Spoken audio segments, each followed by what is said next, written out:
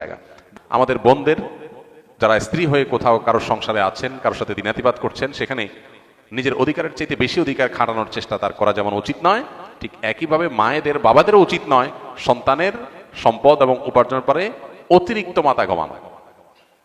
কোনো ছেলে বউয়ের পিছনে টাকা একটু বেশি খরচ করে, একটু বউ পাগল বেশি হয়, মা বাবা হিসাবে তাদের দায়িত্ব হলো সন্তান সীমা ছাড়াই গেলে তাকে সুন্দরভাবে বোঝানো যে বাবা ব্যালেন্স করো, পরিমিত হও, হিসাব নিকাশ করো, অতি পাগল হয়ে যেও না।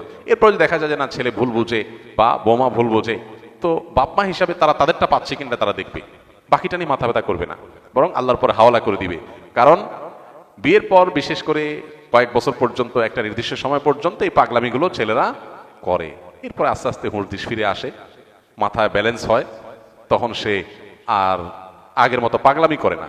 তো এই টাইমটাতে মা বাবার সহযোগিতা করতে হয়, হেল্প করতে হয়। মা বাবা এখানে এসে জোর খাটাতে গিয়া অশান্তি সৃষ্টি করে দিলে এই যে পলাশ সাহার মতো ঘটনাগুলো ঘটে। তো এই ঘটনাগুলো যেন আমাদের পরিবারে না ঘটে, আল্লাহ আমাদের মা বাবাদেরকে এবং স্ত্রীদেরকে সবাইকে যার যার দায়িত্ব কর্তব্যের সীমা রেখাটা বোঝার তৌফিক দান করুন।